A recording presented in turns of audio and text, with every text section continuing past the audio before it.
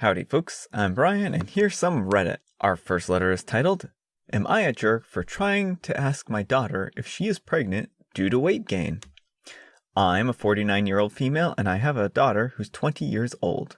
Because of COVID, she has been transitioning from living with me and her dad. There was a contract on her apartment/dorm, so she didn't leave earlier. A few weeks ago, we were going through some old clothes and trying them on to see what she wanted to keep, and if there were any to donate. 3/4 of her jeans didn't fit her, some of which we bought less than a year ago. I noticed that she'd stopped taking her birth control medication, or at least I didn't see it, and she had taken many years prior due to other reasons, which we were very open about. So because of this weight gain and lack of birth control, I start to wonder if she is pregnant, and that concerns me. She's not in any sort of relationship, but she has been living by herself, and I don't want to judge. I was scared that she was pregnant and was just too afraid to tell me, when in reality, I would try to support her as best as I can no matter what she decides to do. This leads to one day when we were talking and I mentioned all of the pants she's trying to give away. I don't remember exactly how I phrased it, but my intention was, hey, you aren't pregnant, right? But if you were, I'd help you with whatever you needed. She laughed at it, and then a little bit later, she realizes I was kind of serious, and she says no, she's not. After a short end to the conversation, she leaves the room and has been really distant from me. Some background information that may be important is that she used to be very active, and at age 17, she had very defined muscles and can go for runs all the time. But since college started, she stopped being so active. Another thing that may be important is that she has had sort of an eating disorder in the past.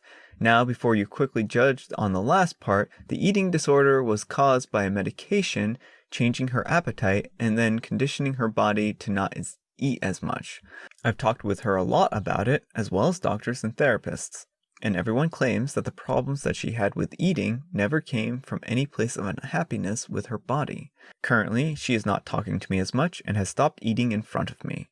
I feel very bad for asking if it has impacted her negatively in that way, but because of some of the signs, I couldn't sleep and was constantly worrying about her, so I didn't think it was completely out of line to ask. So am I a jerk? So you took your daughter, who's been less physically active than she was in the past, and are surprised that during, the events in the world, that she's gained a few pounds. There are lots of reasons why someone would both gain weight and stop taking birth control. And I think you jumped to a conclusion, and I think you asked in a particularly not flattering way. No one wants to be asked if they're pregnant, especially if they're packing on a couple extra pounds. And weight is actually something that's very sensitive to some folks, so it's a little kind of rude to imply that someone might have gained weight. The thing is that as long as your daughter is healthy and is at a healthy weight, which has a wide range, there shouldn't be anything to worry about. Another thing is, if your daughter was pregnant, then it wouldn't be too long before you actually found out about it. I think the general assumption is never ask someone if they're pregnant, because it generally does not go well. Maybe she had an eating disorder that was caused by medication in the past, but you should still be a little concerned about causing your daughter to be overly conscientious of her weight. Telling her these kinds of things might push her towards unhealthy eating habits. The human body has a wide range of healthy sizes, and not everyone needs to be slim and thin to be healthy. Our next letter is titled, Am I a jerk for going out of my bedroom window at 1 a.m. during a storm and climb over to my neighbor's bedroom to fix his loudly banging window so I could sleep? He was not happy to see me hanging out there, silhouetted against his street lamp. Frankly, it made quite an undignified fuss about it. I'd assume that he'd be out because he'd be not able to sleep through the banging if I couldn't. Anyway, he saw me hanging out the window like Dracula and made such a frightful noise. You know, when you're dreaming and you think you're shouting for help, but you wake up yourself, and the noise you're making is "Nah." It was like that. Pitiable, really. No Schadenfreude whatsoever. And vampires aren't even real. Anyway, After the initial screaming, I was able to explain my reasoning for hanging out there, and he agreed that the window banging was a problem, but he blamed the landlord for not mentioning it, which also, to me, showed a lack of gumption. As a renter, I'd fix problems as they arose without bothering the landlord. I wouldn't just sit there in my own bedroom, blubbering like Lucy Westernia, as some helpful neighbor took matters into his own hands. It was an easy fix, too. I just wedged it shut with a load of blue talk, which I never got back, actually. Also, it was quite tricky to climb. It's not a hobby I've ever gone for. At one point, I had my feet on something, but my hands down near them, pulling upwards to stay on the wall, which really didn't feel safe. This happened years ago, but another post on here about someone coming into a house at night reminded me of it. I won't say it led to a rift between me and the neighbor, but there was a coldness thereafter. Edit. Reading your judgments has been so interesting. I do seem to sound less personal than I thought, both ethically and morally. I can accept that I'm a jerk, if maybe a rakish, gentleman diamond thief kind of jerk. A lovable rogue, if you will. Thank you all for your entertaining and enlightening evening. Alright, just because of how that one's voice was written, I had to resort to that.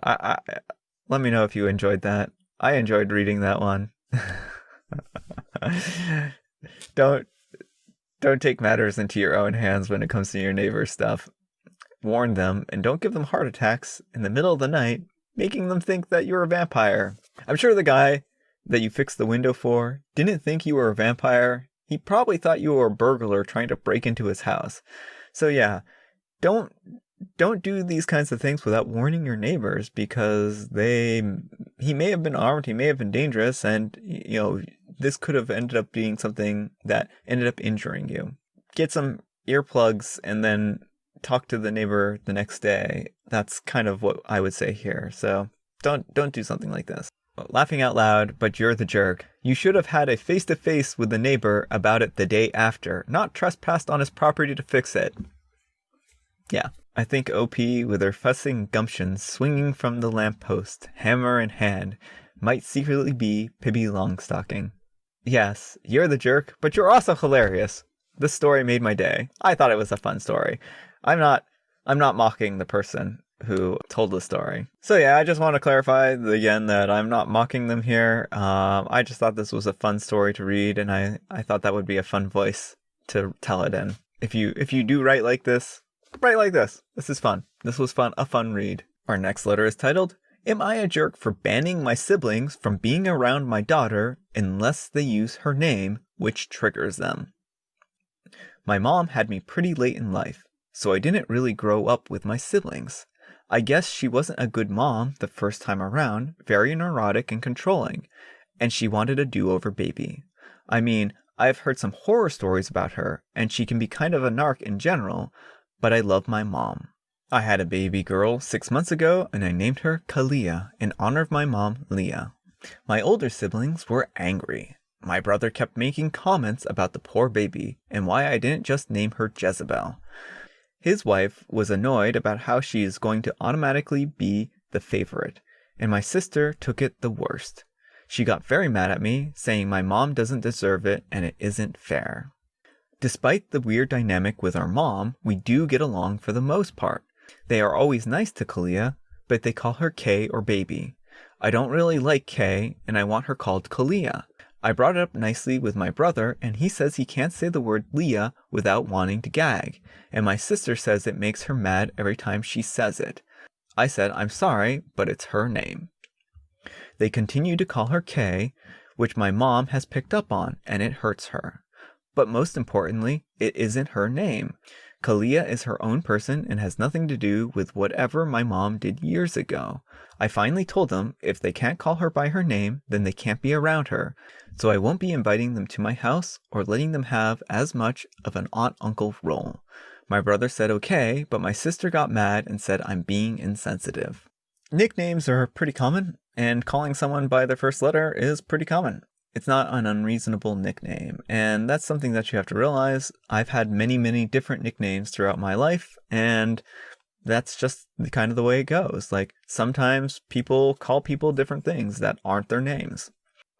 Some people are going to call her Kay, some people are going to call her Leah, some people are going to call her Kalia, and there are probably many other creative nicknames. I would say cut your brothers and sisters some slack, because this isn't hurting Kalia, this isn't making her less of a person. Calling her by a nickname like this is pretty standard, pretty common. I think you're being overly sensitive, and I think your mom is being overly sensitive. You're the jerk. It's pretty clear that your mom was abusive to them, and you're forcing them to say the name of their abuser. Pick a nickname you don't hate, and have a little sympathy for their very different experience. I will read this next comment, just because it kind of provides an alternative perspective.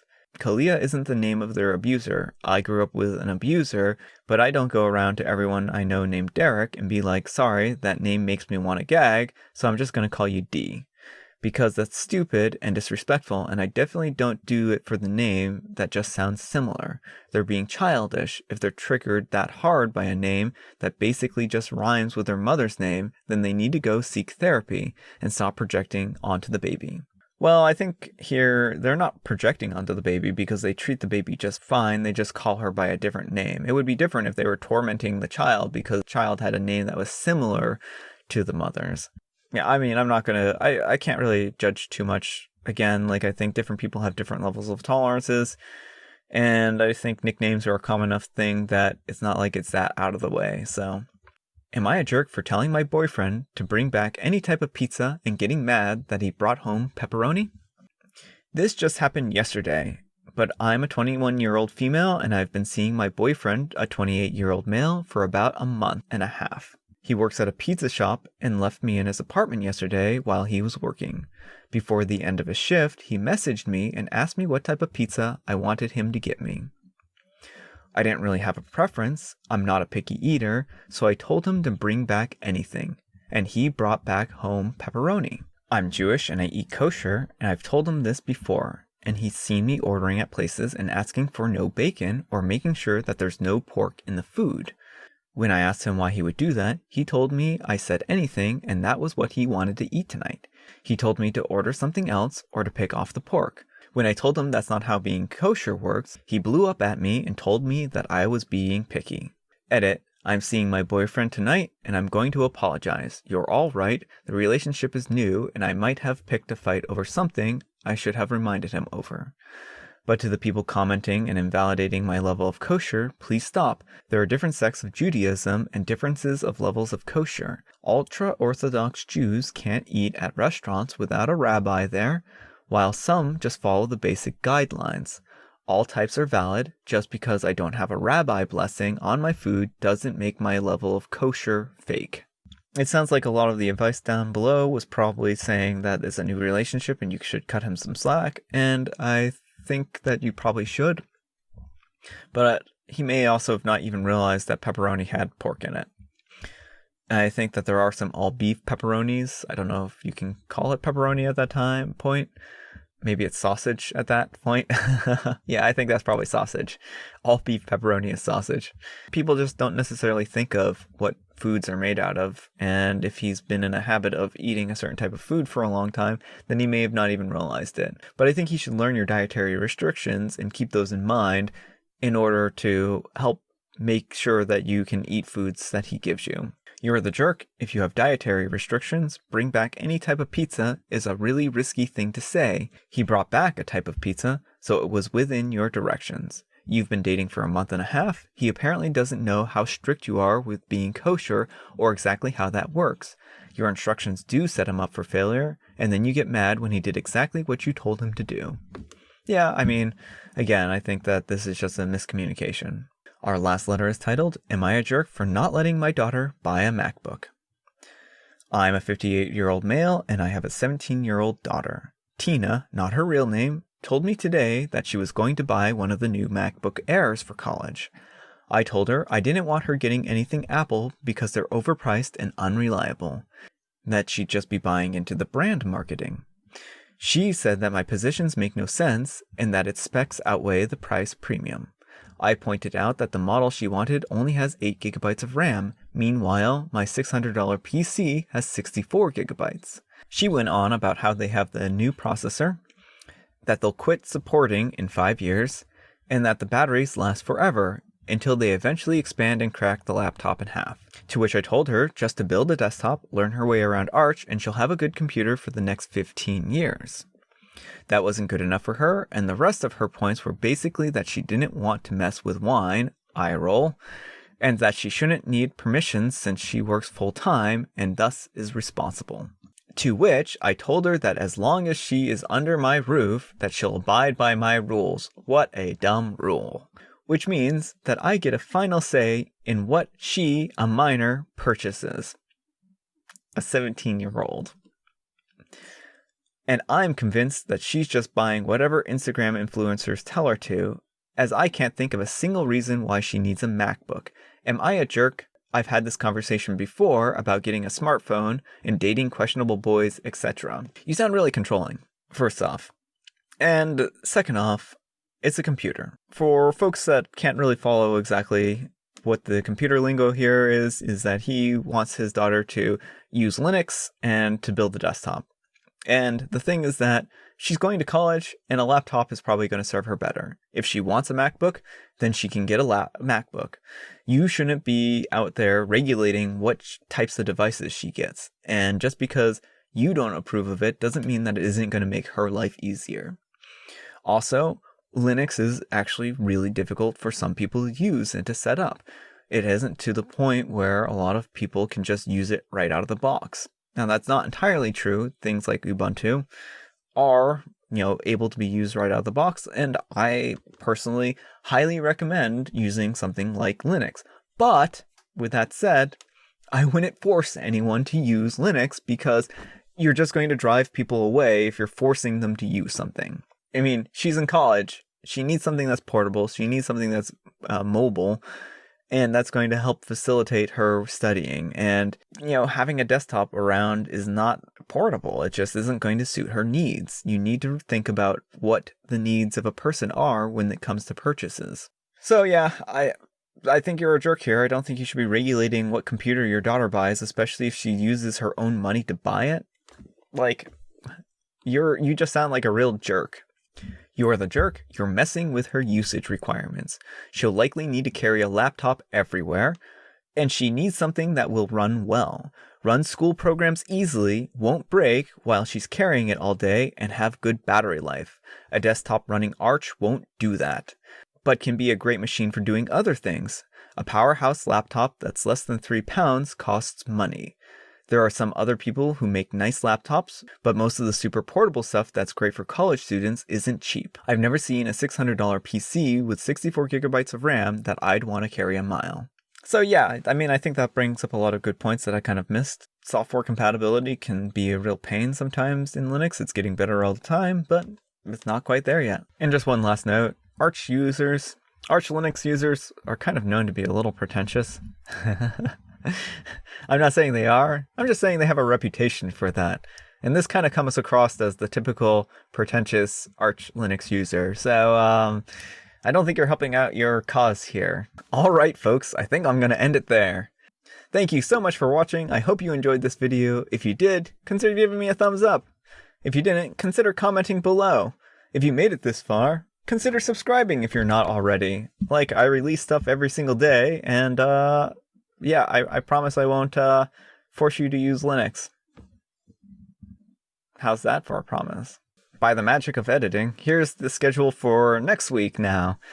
So as you can see, it's just the same as it was before. But if you have any comments or suggestions on things you'd like to see, I can happily squeeze some stuff in here. But if you're enjoying the way these videos are now, just keep watching and we'll continue to push them out. So yeah, again, thank you so much for watching, and I'll see you all tomorrow. If maybe a rakish gentleman diamond in the rough...